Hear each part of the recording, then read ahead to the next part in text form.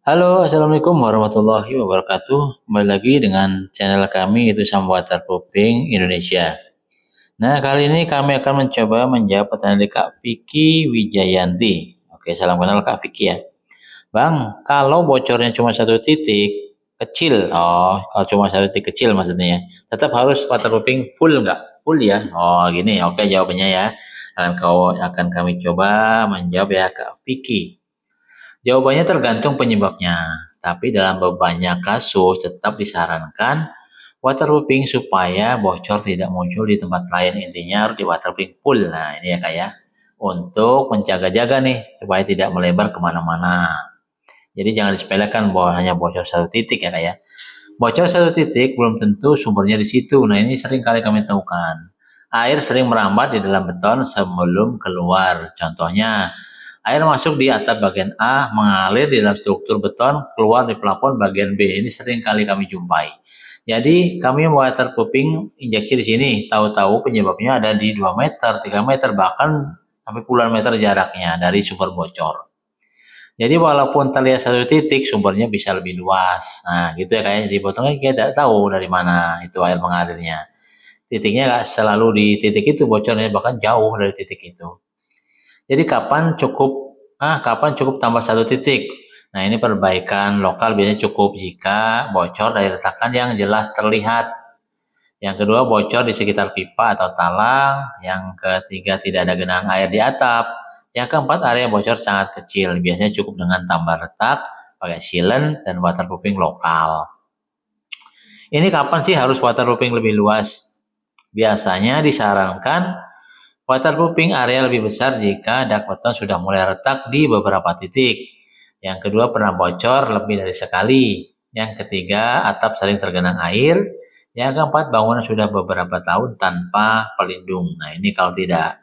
Kalau tidak, sering terjadi bocor pindah-pindah tempat. Misalnya, bocor ini di sini, tahu-tahu hujan kecil di sana, begitu hujan besar pindah lagi. Nah, ini harus di waterproofing.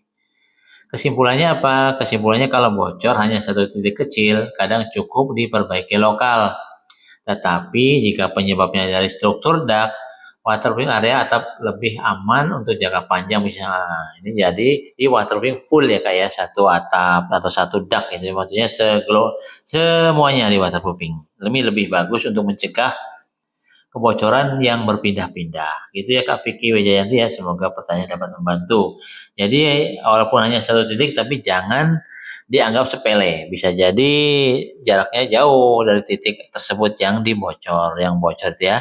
Semoga jawabannya dapat membantu ya Kak Vicky dan teman-teman yang lain yang punya pertanyaan serupa. Oke, jangan disepelekan walau hanya satu titik sebelum merembet ke bagian dak yang lain. Oke, begitu ya. Terima kasih Kak Vicky Wijayanti, pertanyaan sangat bagus sekali. Baik, di sini akan kami ulang ya. Apa sih sebenarnya waterproofing itu? Waterproofing adalah metode atau proses untuk membuat suatu permukaan menjadi kedap air sehingga air tidak bisa meresap atau menembus ke dalam struktur bangunan. Nah, itu teman-teman ya.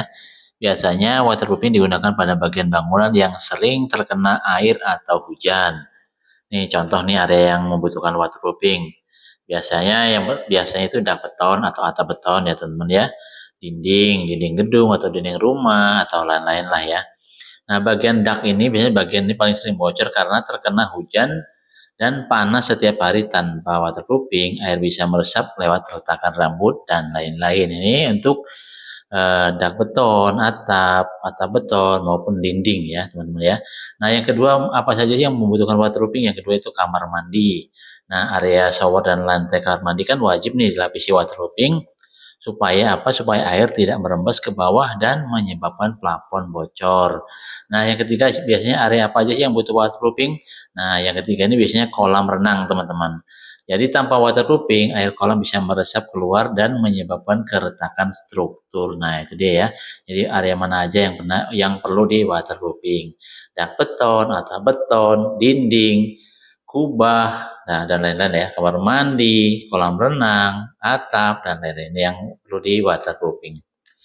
Nih jenis-jenis waterproofing umum nih yang digunakan apa aja sih? Nah, yang biasanya pertama coating atau membran cair diaplikasikan pada kuas atau roller diaplikasikan ya, coating. Yang kedua membran bakar. Ini dibakar dan ditempelkan di permukaan beton. Yang ketiga integral waterproofing. Nah, ini dicampur langsung ke dalam adukan beton. Ini biasanya dicampur langsung ya teman-teman ya.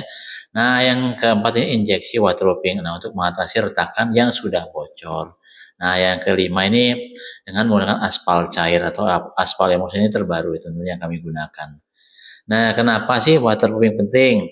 Nah, yang pertama pasti untuk mencegah kebocoran, yang kedua melindungi struktur bangunan, yang ketiga menghindari jamur dan lembab, yang keempat menghemat biaya perbaikan jangka panjang. Itu teman ya. Kalau dijelaskan sederhana begini, waterproofing itu seperti jas hujan untuk bangunan, itu melindungi supaya tidak bocor. Nah, itu ya teman-teman ya. Untuk info lengkap, teman-teman bisa langsung menghubungi kontak kami di nomor 0821 34358787 untuk tanya-tanya mengenai jasa waterproofing, harga jasanya, dan lain-lain. Oke teman-teman ya, terima kasih. Sampai jumpa di video-video kami berikutnya. Wassalamualaikum warahmatullahi wabarakatuh.